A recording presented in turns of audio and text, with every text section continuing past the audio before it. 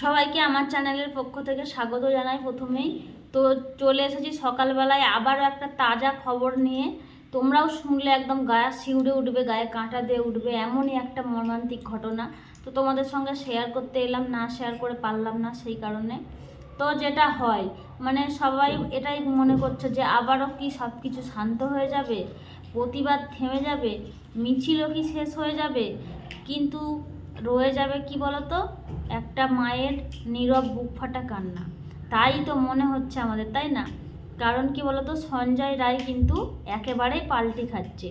কিন্তু কারণ হচ্ছে একজন মহিলা উকিল তার পাশে, আমি যতটা শুনেছি তার পাশে এসে দাঁড়িয়েছে। শুনেছি মানে প্রমাণ দিয়ে আমি বলবো। তো পাল্টি খাচ্ছে এই কারণেই, কারণ তার পাশে একটা মহিলা উকিল এসে দাঁড়িয়েছে, যিনি কবিতা সরকার, ঠিক আছে? তো তার কথা তোমাদেরকে আমি এই ভিডিওটার মাধ্যমেই শোনাবো। কিন্তু উনি সঞ্জয়ের পাশে এসে দাঁড়িয়েছেন, তিনি নিজের মুখে কি বলছেন আমি কিন্তু সব কিছু তোমাদের এই ভিডিওর মাধ্যমে শোনাবো। তো সঞ্জয় রায় পাল্টি খেয়েছে। সে বলতে চাইছে যে এই মানে কর্মকাণ্ডে সে কোনোভাবেই কিন্তু দোষী নয় বা দায়ী নয়, এই কর্মকাণ্ডের সাথে সে জড়িতই নয়। সে বলেছে যে আমি এই কর্মকাণ্ডে নেই। তো এতদিন নিজেই বলতেন যে আমাকে ফাঁসি দিয়ে দাও, আমিই দোষী। এগুলো কিন্তু সবাই শুনেছি আমরা কম বেশি, যে সে বলতো আমাকে ফাঁসি দিয়ে দেওয়া হোক, আমি নিজেই দোষী। তো এটাই আমার মনে হচ্ছে, যে জানি না উনি কাকে আড়াল করতে চাইছে বা কাকে বাঁচাতে চাইছে, তা বাঁচানোর জন্য এগুলো করছে। কাউকে তো বাঁচাতে চাইছে বা আড়াল করতে চাইছে, যার কারণে এগুলো করছে। তো এই ঘটনা এখন কিন্তু পুরোপুরি ডিনাই করছে সে। তো সে বলছে যে আমি এতে নেই। তো এবার কি হয়েছে, এই মহিলা উকিল তার পাশে এসে দাঁড়িয়েছেন। মহিলা উকিল হচ্ছে কবিতা সরকার। কারণ কারণ যে ধরনের আর কি নোংরা ঘটনা বা জঘন্য ঘটনা ঘটিয়েছে সঞ্জয় রায়, তাতে কিন্তু কোনো উকিল তার পাশে এসে দাঁড়াবার ইচ্ছা প্রকাশ করেননি, এখনো পর্যন্ত ইচ্ছা প্রকাশ করেননি। গোটা রাজ্য বলতে পারো বা দেশ বিদেশ সব কিন্তু তোলপাড় হয়ে গেছে। সেখানে কোনো উকিলই তার পাশে দাঁড়াবার মানে আশা তো করা যায় না। তো যখন কোনো উকিল তার পাশে দাঁড়ায়নি, সঞ্জয় কিন্তু কোনো উকিল তার পাশে না দাঁড়ানোর কারণে সঞ্জয় কিন্তু পুরো দিশেহারা হয়ে গেছিলো, যে আমি কি করব, উকিল পাচ্ছি না।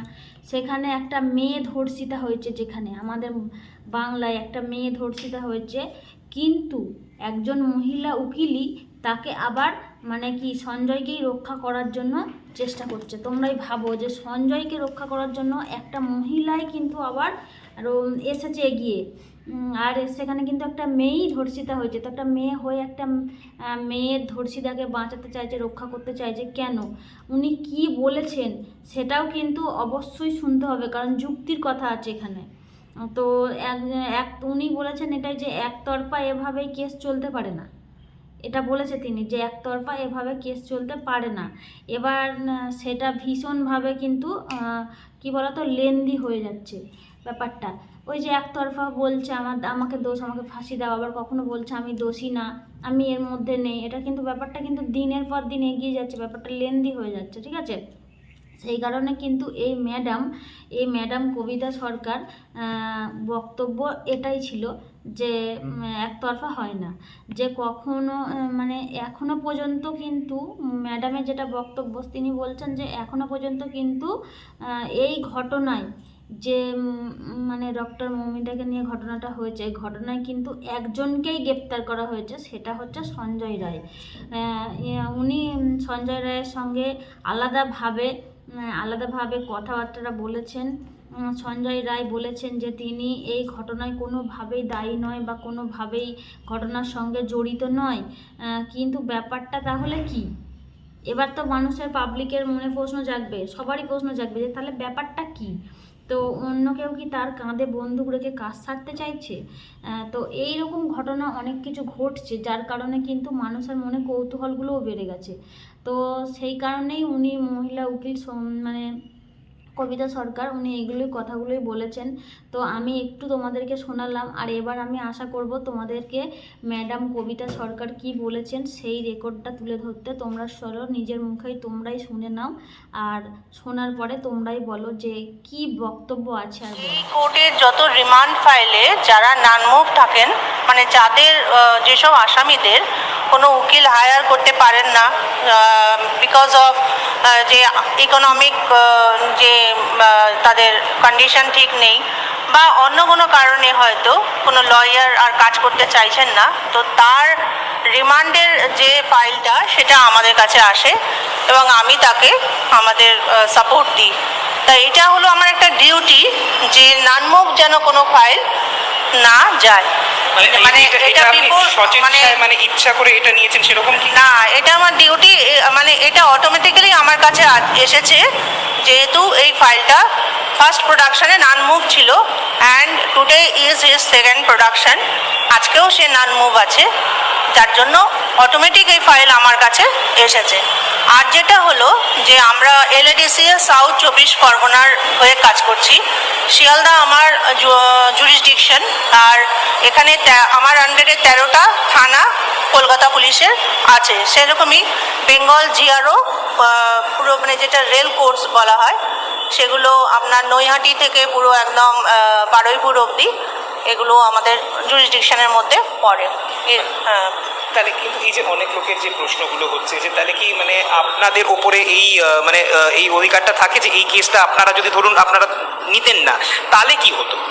না, এই ফাইলটা তো নানমুভ থাকতে পারে না, আপনাকে তো বললামই, নিতে তো হবেই এবং করতেই হবে।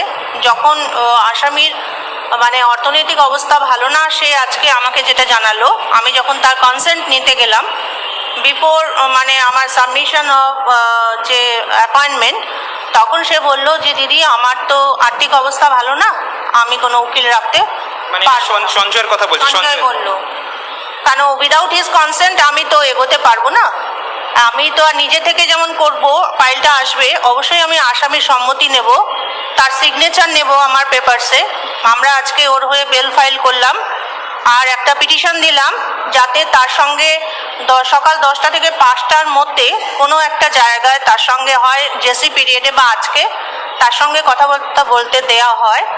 আর এই কেসের ব্যাপারে তার কি মতামত বা জিজ্ঞাসাও আমাদের কিছু আছে, সেইগুলো আমরা যাতে জানতে পারি, তো সেই ব্যাপারে একটা পিটিশন ছিল। আর একটা হলো যে পলিগ্রাফ টেস্টে তার সম্মতির সময়ও আমি উপস্থিত ছিলাম এবং তার সম্মতি সে দিয়েছে। টেস্টের ব্যাপারে সব কিছু আমরা তাকে আমি তাকে বুঝিয়ে বলেছি এবং সে রাজি হয়েছে। কেন সে রাজি হয়েছে না, সে বলছে যে আমার ওপরে যে চাপটা আছে যে আমি করেছি, আমি চাইছি সত্য সামনে আসুক আর আমি এই কেসে ইনভলভ নই, সেই জন্য সে চাইছে যত রকম টেস্টই হোক সেটা সে সহযোগিতা করে আসল আসামি অবধি সে আমাদের পৌঁছতে সাহায্য করবে। মানে সঞ্জয় আপনাদেরকে বলেছে যে উনি আসামি নয়, মানে ওনাকে ফাঁসানো হচ্ছে? উনি আসামি নন, উনি এই কেসটার যাবতীয় যা আছে মানে ইনভেস্টিগেশন করার জন্য যা যা সহযোগিতার দরকার আছে উনি আমাদের সঙ্গে কোঅপারেট করবেন, সিবিআইয়ের সঙ্গে কোঅপারেট করবেন এবং আসল আসামি যারা আছে তাদেরকে সামনে আনার জন্য উনি সব রকম চেষ্টা করবেন। এই জন্য উনি পলিগ্রাফ টেস্টে বসতে চাইছেন। তো তোমরা সকলেই শুনে নিয়েছো যে রেকর্ডে ম্যাডাম কবিতা সরকার কি বলছে, কারণ উনি সঞ্জয়ের সঙ্গে আলাদা করে কথাবার্তা বলে নিয়েছে। সঞ্জয় কিন্তু বলেছে আমি এই ঘটনার সঙ্গে কোনোভাবে দায়ী নয়, জড়িত নয়, ঘটনার কর্মকাণ্ডে আমি দোষী না। আবার কিন্তু আগে বলেছিল যে আমারকে ফাঁসি দিয়ে দেওয়া হোক, আমারই সব দোষ। মানে উনি বারবার পাল্টি খাচ্ছে, মানে বয়ান বদল করেই যাচ্ছে সিবিআইয়ের কাছে, ঠিক আছে? তো সেই কারণে কিন্তু ম্যাডাম কবিতা সরকার এটাও বলেছেন যে একতরফা কিন্তু কেস চলতে পারে না, কারণ একতরফা কেস চললে ব্যাপারটা অনেক লেন্দি হয়ে যাচ্ছে, অনেক দিনের পর দিন গড়িয়ে যাচ্ছে, কোনো কিছুই হচ্ছে না। আর এই যে মমিতা সরকারকে নিয়ে ঘটনাটা ঘটেছে, এটাই কিন্তু গ্রেপ্তার একজনকেই করা হয়েছে, এরকম তো নয় যে দোষী একজনই ছিল। তো সেই কারণে সঞ্জয় যখন এরকম পাল্টি খাচ্ছে, কোনো উকিলই কিন্তু ইচ্ছা প্রকাশ করেনি যে সঞ্জয়ের হয়ে লড়বে বা পাশে এসে দাঁড়াবে। তো সেই টাইমে কিন্তু সঞ্জয় পুরো দিশেহারা পাগল উন্মাদ হয়ে গেছিলো। তো সেই সময় এই যে কবিতা সরকার ম্যাডাম, উনি কিন্তু পাশে এসে দাঁড়িয়েছেন, উনি এই কথাগুলোই বক্তব্যগুলো রেখেছেন।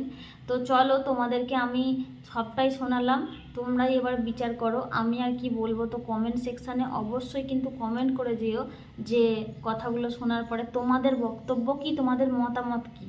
তো এটাই বলবো, একমত, একটাই দাবি, একটাই মত, উই ওয়ান্ট জাস্টিস।